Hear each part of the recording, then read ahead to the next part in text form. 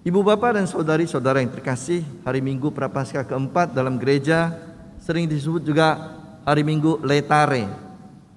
Laetare bahasa Latin artinya bergembira. Laetitia, kegembiraan.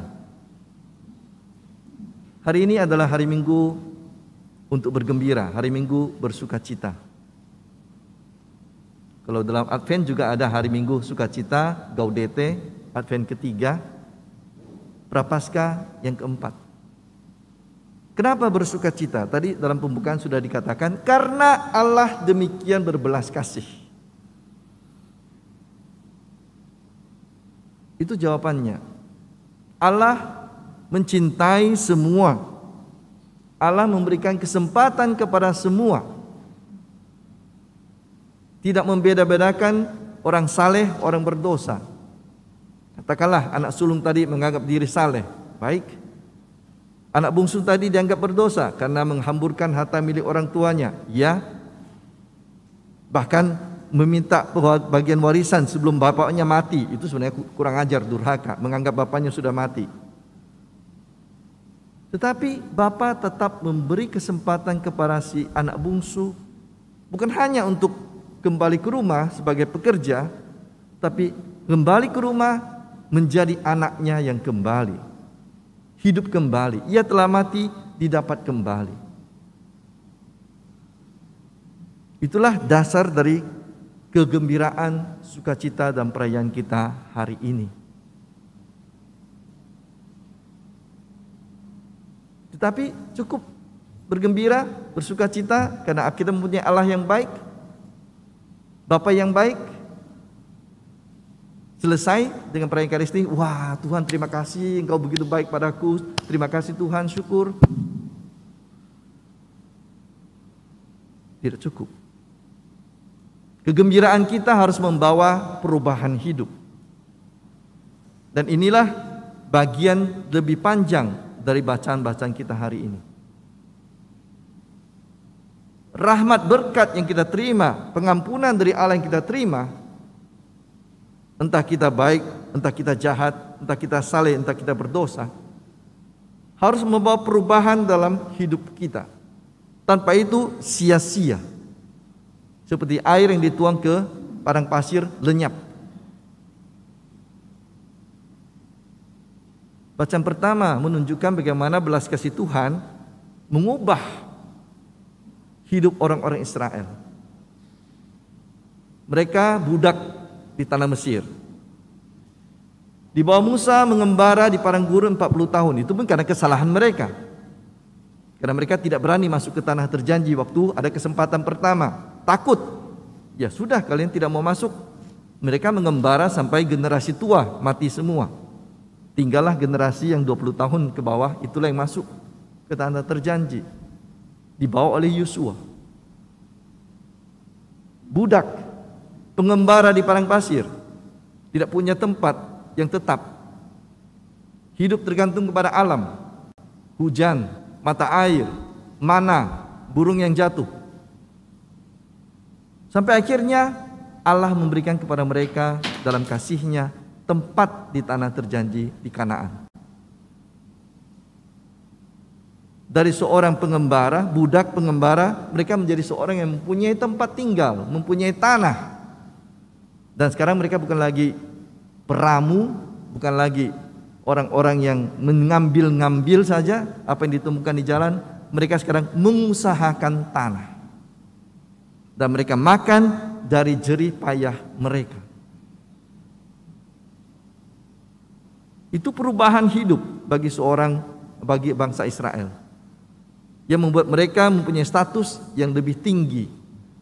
Orang yang punya hak atas tanah, bukan lagi seorang pendatang, penumpang, pengembara. Bacaan kedua, Paulus mengatakan dengan jelas, ketika kita dibaptis, ketika kita menerima Tuhan Yesus Kristus dalam hidup kita, yang lama telah berlalu, yang baru telah tiba. Jelas sekali, hidup lama yang tidak mengenal Tuhan sekarang diubah menjadi hidup orang beriman, anak Allah yang hidup dalam iman kepada Tuhan Yesus. Iman kepada kasih Tuhan yang nampak dalam diri Yesus. Iman yang nampak dalam kasih, kata Rasul Paulus kepada jemaat di Galatia. Iman seorang Kristen hanya bisa dinyatakan, hanya sungguh-sungguh benar kalau ia hidup di dalam kasih. Bukan tinggal dalam impian, aku percaya akan Yesus penyelamat dunia, titik. Aku percaya dan bersyukur atas Allah Bapa yang Maha Kuasa, titik. Iman seperti itu, kata Yakobus, kosong, sia-sia, hampa, kalau tidak dinyatakan dalam perbuatan. Ketika dibaptis, kita tidak menjadi sama lagi seperti yang dulu. Kita menjadi orang baru, manusia baru yang menampakkan sungguh iman kita di dalam kasih hidup kita sehari-hari. Tanpa itu kita masih seperti yang lama. Hanya KTP kita yang berubah saja statusnya. Jiwa kita tetap sama. Kelakuan kita tetap sama. Jadi belas kasih Allah yang membawa pengampunan, yang menggembirakan kita, mendorong kita untuk justru menjadi orang-orang yang baru, orang-orang yang hidup lebih damai, orang yang mau mengasihi tanpa pamrih. Dan itulah akhirnya membawa si anak bungsu dalam Injil untuk kembali menjadi anak yang berbakti kepada orang tuanya. Setelah mengalami kejatuhan, kemerosotan moral, keterpurukan yang begitu dalam, sampai mau makan makanan babi pun tidak dapat, ia dipestakan sebagai seorang anak. Cincin di tangan, sepatu, ikat pinggang, anak lembu gemuk. Pesta besar untuk mengangkatnya kembali. Saudari, saudara terkasih, saya pernah baca suatu cerita, mudah-mudahan ini suatu cerita yang nyata, kalaupun tidak itu adalah suatu ilustrasi yang bagus. Ada seorang, katakanlah tentara yang baru masuk, prajurit yang baru masuk, yang mempunyai banyak sekali potensi yang baik dalam dirinya untuk menjadi seorang prajurit tentara yang baik di masa depan. Tapi masalahnya ialah orang ini pemabukan, suka minum alkohol. Sulit dia mengontrol nafsu, keinginan alkoholik dalam dirinya. Karena itu begitu dia mabuk, banyak masalah terjadi. Kita tahulah kalau orang mabuk. Karena itu sudah berkali-kali dia disidang kode etik militer, sudah dihukum menurut tingkat pelanggarannya. Tapi dia berulang kembali terus. Sampai akhirnya pelanggaran yang terberat, sidang terakhir, hampir pasti dia akan dipecat dengan tidak hormat. Nah, pada sidang itu ada 3 orang hakim. Tentu hakimnya adalah militer sendiri. Dan orang ketiga adalah orang yang belum pernah menyidang si prajurit yang pemabukan ini. Orang baru. Dia masuk dan bertanya kepada senior-seniornya yang sudah lebih dahulu mengenal prajurit tersebut, bagaimana situasi orang tersebut. Mereka ceritakan kepada dia bahwa prajurit ini memang punya potensi luar biasa, punya keahlian banyak luar biasa, bisa diharapkan, tetapi kelemahan terbesar adalah pemabukan, dan itu bisa membahayakan seluruh aktivitas dan disiplin dari militer. Jadi apa hukuman yang telah diberikan kepadanya? Segala jenis hukuman yang menurut undang-undang militer sudah diberikan. Dan nampaknya ini adalah saat sidang terakhir untuk pemecatannya. Tidak ada jalan lain lagi, tidak bisa mengubah apa-apa lagi. Baik, kata hakim terakhir itu yang paling muda, tetapi mungkin kita masih punya satu hukuman yang belum pernah diberikan kepadanya. Hukuman apa? Semua menurut undang-undang kita, hukum kita sudah ada di sana, tertulis. Tidak ada lagi satu pun yang lolos, dan dia belum pernah bertobat. Masih ada satu. Apa itu? Dia belum pernah diampuni. Bagaimana? Dia belum pernah diampuni. Selama ini dia selalu menerima hukuman demi hukuman. Coba panggil dia masuk. Lalu prajurit itu masuk dengan kepala tertunduk. Dia sudah tahu pasti hari ini saya akan dipecat. Bukan hanya dipecat, mungkin juga akan dipenjara. Disuruh duduk. Dan kemudian hakim mengatakan pertanyaan-pertanyaan, dan setelah itu jatuhlah vonis. Vonis dari hakim ketua setelah mereka berunding mengatakan, saudara, engkau memang melakukan kesalahan-kesalahan seperti yang telah dituduhkan kepadamu dengan segala bukti yang nyata. Maka hari ini kami menjatuhkan hukuman kepadamu. Kamu diampuni dari segala kesalahanmu. Segala jejak kesalahanmu akan dihapus dari rekam jejak dalam karirmu. Pergilah. Si prajurit itu yang tadinya sudah siap untuk menerima hukuman terberat, tertunduk, menangis. Dan kemudian dia berdiri, siap komandan, dan pergi. Sejak hari itu, si prajurit tidak pernah menyentuh satu tetes alkohol pun lagi. Dan ia berkembang, berubah menjadi seorang prajurit yang sungguh menjadi teladan dalam kedisiplinan, dalam ketaatan, dan dalam prestasi. Saudari-saudara terkasih, belas kasih yang paling besar adalah belas kasih yang bisa mengampuni, belas kasih yang bisa melupakan kesalahan. Dan itu tidak mudah. Karena yang paling pertama diubah oleh belas kasih yang mengampuni bukan hanya orang yang diampuni. Yang paling pertama sebenarnya yang diubah oleh belas kasih yang mengampuni adalah si pengampun itu sendiri. Hidup orang yang membawa dendam dan sakit hati itu sendiri. Ketika kita merasa sakit hati, merasa terdendam, merasa marah, sebenarnya kita dalam cengkeraman hidup yang sangat suram. Kita membiarkan orang lain menguasai pikiran kita, menguasai akal budi kita, hati kita.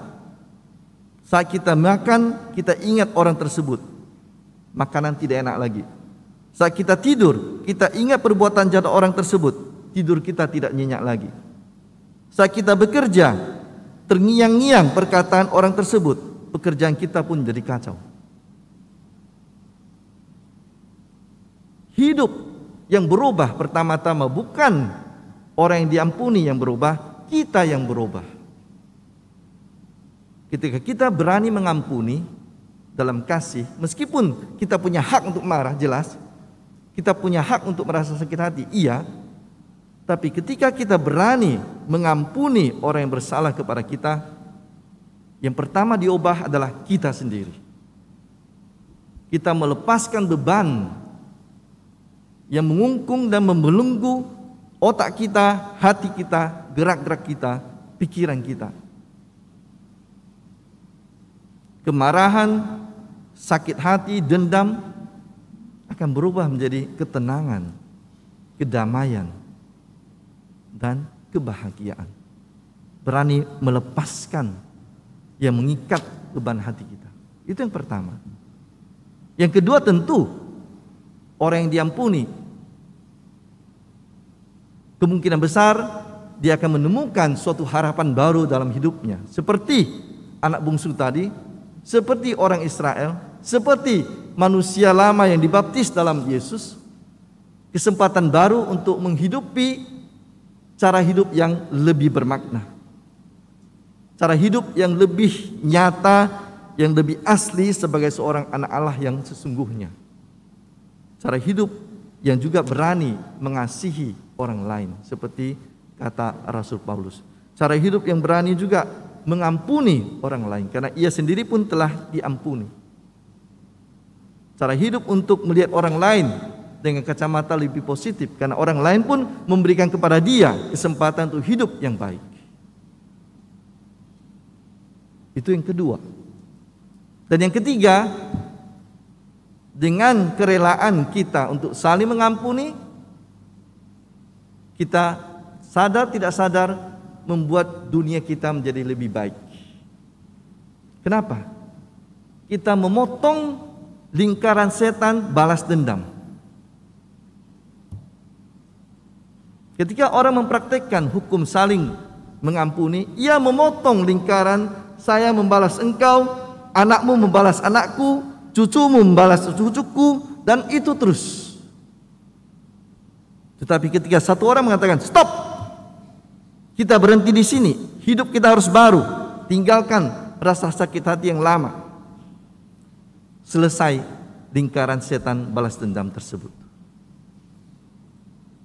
Jadi kita dengan kerelaan dalam kasih kita mau mengampuni orang lain, kita sebenarnya memperbaharui masyarakat kita, lingkungan kita, dunia kita yang hidup dalam kekerasan, dalam hukum rimba, hukum balas dendam. Mungkinkah itu? Mungkin. Mudahkah itu? Belum tentu. Karena itulah kita tak bisa berjuang hanya berdasarkan kekuatan diri kita sendiri. Sebagai orang beriman, kita berendah hati di hadapan Yesus, mengatakan hanya atas kekuatan Tuhanlah kita mampu melaksanakannya. Berendah hati mengatakan kita ini hamba Tuhan. Dengan bantuan Tuhan kita bisa melakukannya. Orang tua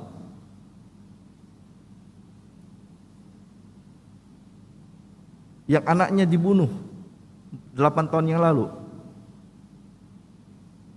si adik Sarah itu, oleh bekas kekasihnya bersama dengan kekasihnya yang baru, si Hafiz dengan Ashifa, dibunuh tanpa alasan dengan kekejaman. Orang tuanya mampu mengampuni pembunuh anak-anaknya.